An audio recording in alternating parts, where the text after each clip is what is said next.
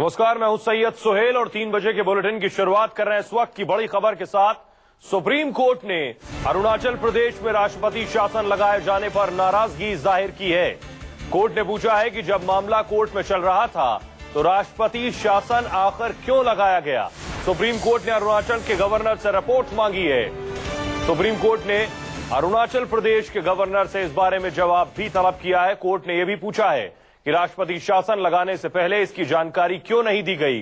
अरुणाचल प्रदेश में केंद्र की सिफारिश के बाद राष्ट्रपति शासन लगा है। यहां कांग्रेस सरकार अरुणाचल प्रदेश के गवर्नर से इस बारे में जवाब भी तलब किया है। कोर्ट ने यह भी पूछा है कि राष्ट्रपति शासन लगाने से पहले इसकी जानकारी क्यों नहीं दी गई।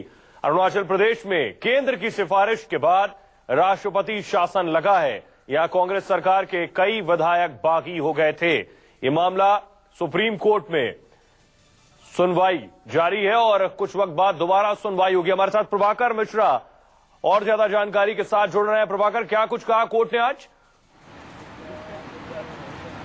देखिए सुहेल, जब आज सुनवाई थी 10:30 बजे कांग्रेस की तरफ से इस मैटर को मेंशन किया गया। उसके बाद से जो इस मामले की सुनवाई कर रही है सुप्रीम कोर्ट की संविधान पीठ, 2 बजे सुनवाई होनी थी।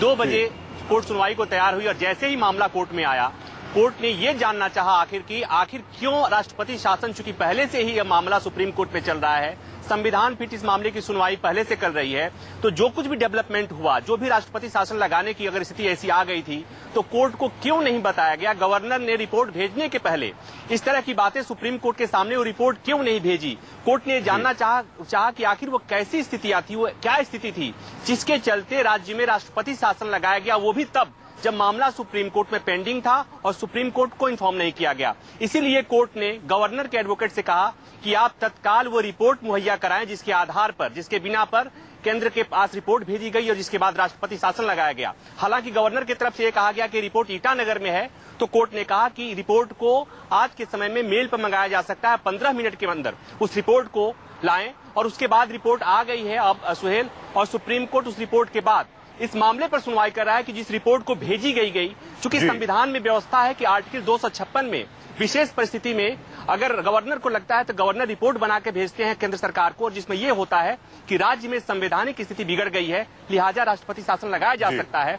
और इसलिए उस रिपोर्ट को अब एग्जामिन करेगा सुप्रीम कोर्ट की जो गवर्नर ने रिपोर्ट भेजी है, क्या वाकई अरुणाचल प्रदेश में संवैधानिक स्थिति इतनी चरमरा गई थी कि राष्ट्रपति इस तरह की स्थिति थी कि राष्ट्रपति शासन। प्रभाकर, आप कह रहे हैं वो रिपोर्ट आ गई है जो रिपोर्ट राज्यपाल ने केंद्र को भेजी थी राष्ट्रपति शासन लगाने के लिए। अब इसके बाद क्या लग रहा है प्रभाकर, क्या कुछ आज संभव है? देखिए सुहेल, जो सुप्रीम कोर्ट में पहले याचिका आई थी वो तब आई थी जब वहां पर संवैधानिक सवालों पर कई मसले आए थे। उसके बाद ये मामला सुप्रीम कोर्ट पहुंचा था, तो उसमें सवाल ये खड़ा किया गया था कि क्या गवर्नर के पास ये अधिकार है कि कोई भी सदन विधानसभा के सत्र आहूत कर सके या उसका जो सत्र है उसको प्रीपोन्ड या पोस्टपोन कर सके।